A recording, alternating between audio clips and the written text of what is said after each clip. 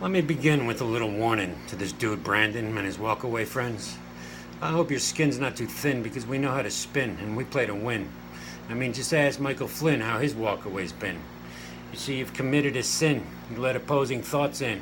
You peeled back our curtain and you revealed what's within. You think we're gonna sit by and let this shit fly? Curl up and cry because you told us goodbye? You can't just spit in our eye without a reply. Are you freaking high? You see, you can rely on us being sly. We'll come out and imply that your whole movement's a lie. That's right. We connected the dots and we found out a lot. Here's what we got. It's just a big Russian plot. They're stirring the pot, trying to blow up our spot using internet bots to make the movement look hot. But really, it's not. To all you disgraces on these internet spaces, being audacious while making your cases about all this walking away shit, you shouldn't have embraced us and left our good graces. You know how outrageous our base is. They'll throw drinks in your faces when you're in public places. They'll make claims that are tasteless and baseless, like calling you racist.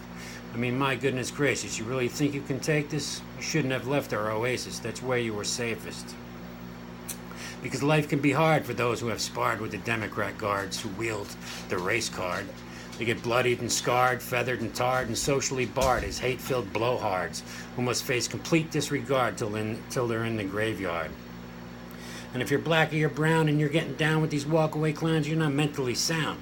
Just look around. You're the only bloodhound in an all-white dog pound, wearing your big token crown, completely spellbound in Whitey's playground. You're a total letdown to the folks back in your hometown. But the honeymoon don't need to be doomed. You could stay in our cocoon if you just change your tune.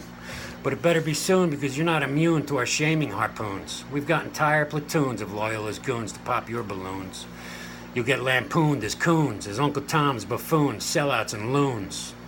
If you're transy or gay and you've got something to say about walking away, you just may want to delay before you display your dismay of our party's moral decay. You should probably survey the price that you'll pay for going astray.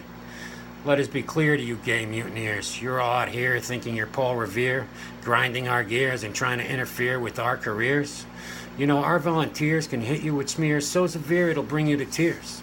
They'll say you're insincere, phony queers who would cheer if gay rights disappeared.